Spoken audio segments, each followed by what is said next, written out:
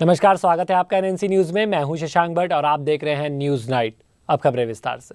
बदायूं में सपा प्रत्याशी धर्मेंद्र यादव के समर्थन में एक रैली को संबोधित करते हुए उत्तर प्रदेश के मुख्यमंत्री अखिलेश यादव ने मोदी, माया और कांग्रेस पर जमकर निशाना साधा। अखिलेश यादव ने बीजेपी के प्रधानमंत्री पद के उम्मीदवार नरेंद्र मोदी पर निशाना साधते हुए कहा कि वो सिर्फ प्रचार में आगे हैं, लेकिन जमीनी हकीकत में हमारी सरकार उनसे बहुत आगे है। पहली मुख्यमंत्री थी जिसने अपनी मुट्ठी लगाई, टीवी के माध्यम से प्रचार कर रहे हैं। ये तमाम दल बीजेपी से लेकर के प्रचार में तो आगे है, लेकिन उपलब्धियों में आगे नहीं है। बताओ, उपलब्धियों में कहीं आगे हो तो बता दें। जो खुशहाली जो उदाहरण पेश करना चाहते हैं कि गुजरात मॉडल बनाएंगे, मैं पूछना चाहता हूँ गुजरात मॉडल है क्या? और जो समाजवादी पार्टी काम कर रही है, क्या वो काम किसी प्रदेश में हो रहे हैं? हमने शेर भिजवा दिए और सच्चाई है कि उन्होंने भिजवाने में भी बेईमानी की है। हमने मांगे थे 10, भिजवाए 6। और सच्चाई है कि हमने शुरुआत नहीं की, समाजवादी लोगों ने शुरुआत नहीं की, हमने शेर मांगे थे। हमारे शेर के बदले में भी हम लोगों ने कुछ दिए थे, उन्होंने भी मांगे थे कुछ। हमने उन्हें बदले में क्या दिया? लखनऊ का। देखिए, सरकार समाजवादी पार्टी की उपलब्धियां समाजवादी पार्टी पर हैं। सबसे ज्यादा कोई सीटें जीतेगा उत्तर प्रदेश में तो वो समाजवादी पार्टी, और जनता का समर्थन किसी के पक्ष में है तो समाजवादी पार्टी के पक्ष में। ऐसी तमाम ताकतें जो सांप्रदायिक रास्ता अपना रहे हैं उनको करारा जवाब उत्तर प्रदेश की जनता देगी। गोंडा लोकसभा क्षेत्र से कांग्रेस प्रत्याशी व केंद्रीय इस्पात मंत्री बेनी प्रसाद वर्मा के बयान पर पलटवार करते हुए गोंडा से बीजेपी के प्रत्याशी कीर्तिवर्धन सिंह ने कहा है कि कांग्रेस का जनाधार खिसक जाने के कारण बेनी प्रसाद वर्मा की मानसिक स्थिति खराब हो गई है और उनको डॉक्टर के इलाज की जरूरत है। टीआरपी रेटिंग ढूंढ जाओगे कुछ ना कुछ जुलूल बात करके, क्योंकि कोई उनका नाम लेने वाला है नहीं। मैं बेनी प्रसाद वर्मा जी के मानसिक हालत की सफाई मैं तो दे नहीं सकता हूँ। क्या कहते हैं, क्या बताते हैं, क्या बोलते हैं, भाई उनसे पूछे, मुझसे क्यों पूछ रहे हैं? उनके डॉक्टर लोगों से पूछ लीजिए। आज भी उसी तरह शोले पिक्चर की रील हम लोगों के यहाँ चल रही है। इसी तरह एक गिरोह, एक गैंग के कब्जे में हमारे उत्तर प्रदेश की जनता है। एक ही परिवार का है, कोई महत्वपूर्ण पद नहीं है जो उनके परिवार के पास ना हो। बढ़ते अगली खबर की ओर। पहले चरण का मतदान अब नजदीक आ चुका है। पूरे पश्चिमी उत्तर प्रदेश में नेता जगह जगह रैली कर आम जनता को अपने समर्थन में जुटाने में लगे हुए हैं। बुलंदशहर में आरएलडी प्रत्याशी अंजू मुस्कान के समर्थन में सभा को संबोधित करते हुए अजीत सिंह ने बीजेपी, सपा और बसपा पर जमकर निशाना बोला। अजीत सिंह का कहना है कि पहले नेता जनता के बीच जाकर पार्टी की नीतियों और कामों के बारे में जानकारी देते थे। मोदी साहब भी आके बड़ा शोर मचा रहे हैं। अभी गोरखपुर में मोदी साहब आए, बोले 56 इंच की छाती है, उत्तर प्रदेश को फतेह कर लूंगा। मोदी साहब, आपने बुलंदशहर के खलीफा नहीं देखे तो बड़े बड़े पहलवानों को उत्तर प्रदेश को लूट के बर्बाद कर दिया। मुलायम सिंह जी, आप उत्तर प्रदेश के मुखिया हैं। भाजपा ने 3 दंगा आरोपियों को टिकट दिया है।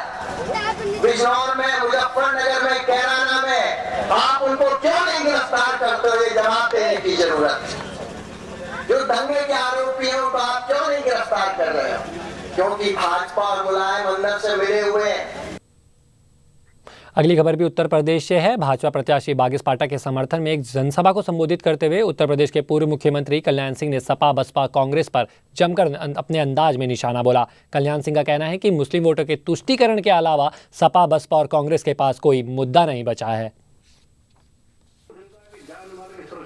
कोई गारंटी नहीं है, ये कैसे सरकार? मित्रों, ज्यादा चिंता करने की आवश्यकता नहीं है। 2014 का चुनाव जीत लीजिएगा, सरकार केंद्र में बना लीजिएगा, उत्तर प्रदेश की सपा की सरकार की उल्टी गिनती शुरू हो जाएगी। किसी दल के पास कोई मुद्दा ही नहीं है। 2 मुद्दे हैं, कांग्रेस, सपा, बसपा। पहला मुद्दा मुस्लिम तुष्टीकरण और दूसरा मुद्दा मोदी रोको। लोकसभा चुनाव को हाईटेक बनाने और मतदाताओं को जागरूक करने के लिए चुनाव आयोग कोई कोर कसर नहीं छोड़ना चाहता। दरअसल कौशाम्बी के जिलाधिकारी जीएस नवीन कुमार ने एक इलेक्शन कौशाम्बी के नाम से एक फेसबुक पोर्टल पेज लॉन्च किया, जिसमें चुनाव से जुड़ी सभी सूचनाएं एकत्रित रहेंगी।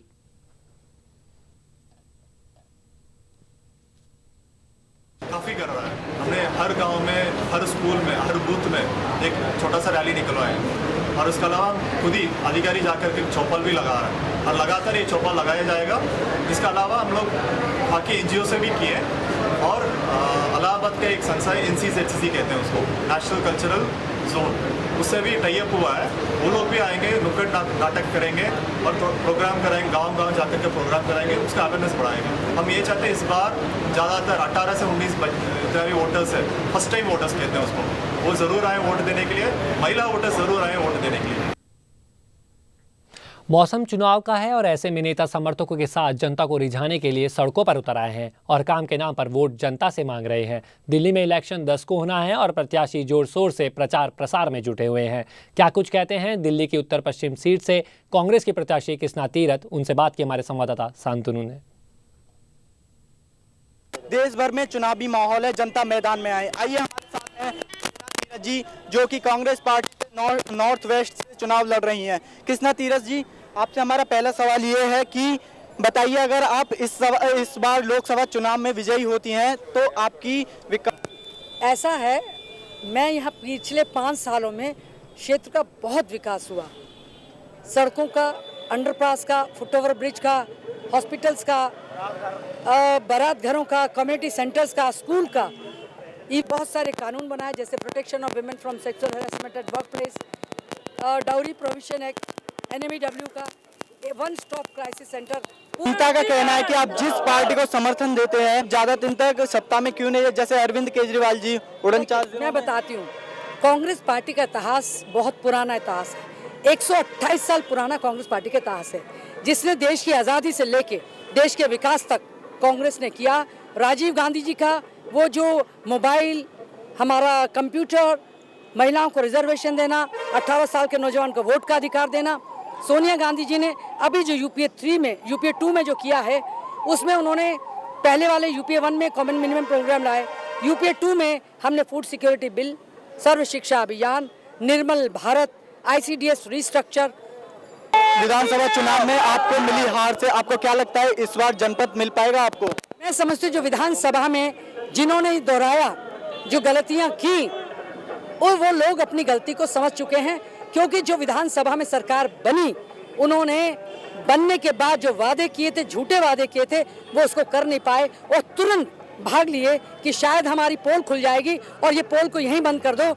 और उन्होंने सोचा मुख्यमंत्री की पद तो मिल गया, अब आगे प्रधानमंत्री का ले लो। पर जनता जाग चुकी है, जनता पहचान चुकी है इनके झूठे वादों को, इनके गंदगी जो इन्होंने फैलाई थी दिल्ली में, वो गंदगी भारत में नहीं होने देंगे। और जो मेरे सामने कैंडिडेट है ये केजरीवाल की, वो इतने अभी मैं मीडिया में देख रही थी, किसी टेंट वाले का पैसा लिया, 1,30,000 रुपया, वो उसको मारा पीटा गया, किसी को सब्जी ले लिया उसको मारा पीटा गया, किसी का सिलेंडर ले लिया, आम आदमी को इतना त्राही कर दिया। आप उनसे जाके पूछिए किस तरह से। दूसरी तरफ वो भाजपा है, जो भाजपा तो खत्म हो गई, मोदी की बात करते हैं, लेकिन यहाँ मोदी ने नहीं आना, जिस व्यक्ति ने आना है ना उसका काम, वो नाम बदलू, दल बदलू, धर्म बदलू, और वो राहुल गांधी या केजरीवाल जी हो, पर फैसला जनता को करना है और ये तो आने वाला वक्त ही बताएगा कि जनता का फैसला क्या होता है। कैमरा पर्सन करण गिडवानी के साथ मैं शांतनु कुमार, MCM न्यूज, दिल्ली। हर कोई नेता चुनाव में अपनी जीत की ताल ठोक रहा है और अपनी जीत के दावे कर रहा है। कोई विकास के नाम पर वोट मांग रहा है तो कोई भ्रष्टाचार समाप्त करने के लिए वोट मांग रहा है। क्या कुछ कहते हैं दक्षिण दिल्ली से BSP के प्रत्याशी संजय कुमार राय, उनसे बात की संवाददाता शशांक भट्ट ने। बसपा के प्रत्याशी संजय जी हैं। संजय जी से जानेंगे कि क्या हालात हैं, यहाँ की जमीनी हकीकत क्या है साउथ दिल्ली की, और लोगों की मांग क्या है। जहाँ न पानी की सुविधा है, जहाँ न रोड की सुविधा है, जहाँ नालियों की सुविधा नहीं है। सर्वप्रथम सबसे बड़ी दिक्कत हमारे यहाँ है साउथ दिल्ली में पानी की। मेरा पहला कदम होगा कि अगर मुझे चुनाव जिता के जनता संसद तक पहुँचाती है तो सर्वप्रथम मैं यहाँ पे जितनी भी अनऑथराइज कॉलोनी में है, सब में पहला काम होगा मेरा पानी की, और पानी की व्यवस्था सुचारू ढंग से करूं। केजरीवाल जी की सरकार आई थी कुछ महीनों पहले, ड्रामा चलता रहा पूरा का पूरा। केजरीवाल जी 48 दिन की सरकार चलाई, उसके बाद वापस चले गए। देखिए, आपको हम बताना चाहते हैं, केजरीवाल जी एक नौटंकीबाज आदमी हैं। कभी अपने को झाड़ू से पिटवाते हैं, कभी मुक्के से पिटवाते हैं और कहते हैं अहिंसा में, और फिर अपने आदमियों से उस आदमी को मरवाते हैं।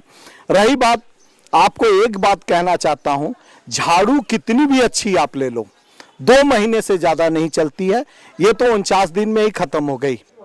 संजय जी, जिस प्रकार आपने यूपी में कार्य किया, बीएसपी ने दर्शा नहीं पाया अपना कार्य और सपा सरकार आ गई वहां के।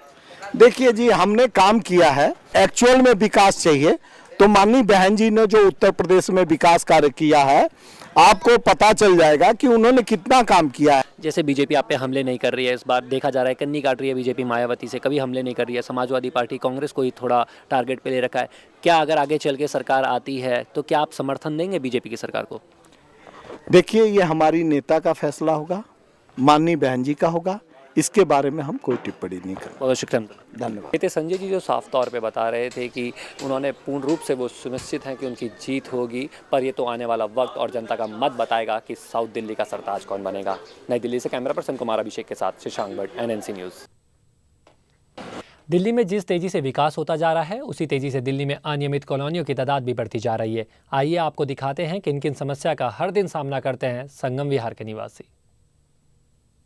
हकीकत है ग्राउंड जीरो की। जी हाँ, इस वक्त मैं संगम विहार में हूँ और मेरे साथ कुछ लोग मौजूद हैं। इनसे जानेंगे कि किन किन समस्याओं का इन्हें सामना करना पड़ता है। सर, किन किन समस्याओं का आपको रोज़ सामना करना पड़ता है, जिस प्रकार यहाँ हालात दिख रहे हैं? जो डेली रूटीन की समस्याएं हमारी, सबसे बड़ी समस्या है कि साफ़ सफाई की है, जिसकी वजह से बीमारियां फैल रही हैं बहुत ज़्यादा। हम लोग रोज़ परेशान रहते हैं। आज इतने मच्छर हैं कि हम घर में सो नहीं पाते हैं, लेकिन न कोई MCD का एम्प्लॉय आता है, न कोई दवाई डालने आता है। इवन देन यहाँ की सारी सफाई हम खुद करते हैं। सबसे बड़ी यहाँ समस्या है कि एक तो सड़कें नहीं हैं। आज तक कांग्रेस के इधर सांसद रहे, बट कांग्रेस के सांसद को आज तक किसी ने देखा नहीं। किसी ने देखा है कांग्रेस के सांसद को? किसी ने देखा है? किसी ने नहीं देखा है। सड़कों का हालत देख रहे हैं। जो भी है यहाँ की एसोसिएशन, यहाँ के गली के लोग अपने हाथ से सफाई करते हैं। जैसे जैसे लोकसभा चुनाव पास आता जा रहा है, वैसे वैसे नेताओं की बेचैनी भी बढ़ती जा रही है। अब इसे सत्ता में आने की चाहत कहिए या फिर जनसेवा करने का मौका, ये तो नेता ही जानते हैं। क्या कुछ कहते हैं फरीदाबाद से लोकसभा क्षेत्र से कांग्रेस प्रत्याशी अवतार सिंह बगाना। उनसे बात की हमारी संवाददाता हरप्रीत कौर ने। नमस्कार, मैं हूं इस वक्त फरीदाबाद में। मेरे साथ हैं कांग्रेस पार्टी के कैंडिडेट अवतार सिंह बडाना जी, जिनसे बात करेंगे इस बार के 16वें लोकसभा चुनाव के बारे में, उनकी पार्टी की क्या स्थिति है। सर, पिछले 2 साल से आप कांग्रेस की तरफ से उम्मीदवार रहे, चुने गए और सर जी सर, तो आपने चुनाव भी जीता। जी जीता हूँ और 5वीं बार चुनाव मैदान में हूँ, कांग्रेस का उम्मीदवार हूँ। तो आपने चुनाव भी जीता है, तो इस बार आपकी कांग्रेस पार्टी की क्या स्थिति है? मैं कहता हूँ बहुत अच्छी है और मैं समझता हूँ कि दुनिया कुछ भी बोलती है कि कहीं किसी की लहर होगी, मेरे क्षेत्र में किसी का कोई वजूद नहीं है। कांग्रेस ने बहुत कुछ किया है।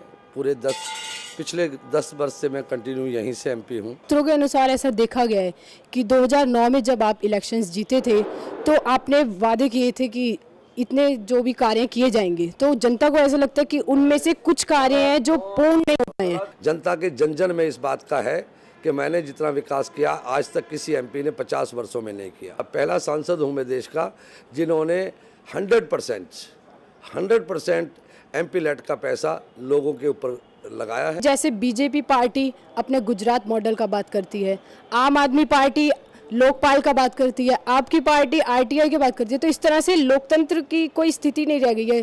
क्या इससे भी ऊपर लोकतंत्र हो सकता है? मैं ऐसा कहूँगा इस बारे में कि जो लोग कह रहे हैं, मैं तो समझता हूँ मोदी जी या BJP, उनके पास कोई मुद्दे और सिद्धांत नहीं रह गए हैं।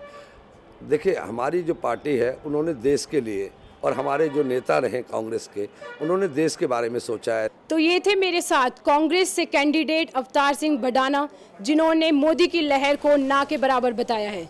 देखते हैं इस बार के लोकसभा चुनाव में कौन जीतता है। कैमरामैन अफजल के साथ मैं Harpreet Kaur, Moscow media, NNC news, Faridabad. लोकतंत्र के सबसे बड़े मेले में हर कोई अपनी किस्मत आजमा रहा है। कोई पार्टी के साथ तो कोई निर्दलीय। चुनाव में हर कोई एक दूसरे को टक्कर दे रहा है। अपनी जीत का हर कोई दावा भी कर रहा है। क्या कुछ कहते हैं उत्तर प्रदेश के जिला गौतम बुद्ध नगर से लोकसभा क्षेत्र से निर्दलीय उम्मीदवार धर्मेंद्र सिंह। उनसे बात की हमारे संवाददाता आदेश कसाना ने। तरह से नरेंद्र मोदी की पूरे देश में हवा है, लहर है, तो उससे आपको क्या लगता है कि आप अपनी सीट निकाल पाओगे या नहीं? नहीं, हम 100% जीतेंगे और अपनी सीट को निकालेंगे। नरेंद्र मोदी कोई लहर नहीं है, वो धर्म की और जाति की राजनीति करते हैं। लोगों का तो यह कहना है कि नरेंद्र मोदी यानी कि BJP और उसकी सपा की टक्कर है हमारे यहाँ पर जिला गौतम बुद्ध नगर में? नहीं, हमारी टक्कर किसी से नहीं है। हम जीतेंगे 100%। ना नरेंद्र मोदी से कोई टक्कर है, ना सपा से कोई टक्कर है। हमारी सीट निकलेगी 100%। तो जिस तरीका से आप अपनी रैलियां निकाल रहे हो उससे लोगों के वार्तालाप से आपको क्या लगता है? सारी समाज हमसे जुड़ी हुई है, युवा वर्ग सब जुड़े हुए हैं हमसे, किसान सब जुड़े हुए हैं हमें। अगर सर आपकी सीट यहाँ से निकल जाती है तो आप किस पार्टी को समर्थन दोगे? वो तो टाइम बताएगा, आगे टाइम हम किसको समर्थन करते हैं। वैसे तो हर कोई चुनावी दौड़ की होड़ में लगा हुआ है, पर आने वाला वक्त और जनता के मत ही बताएंगे कि कौन विजयी होता है।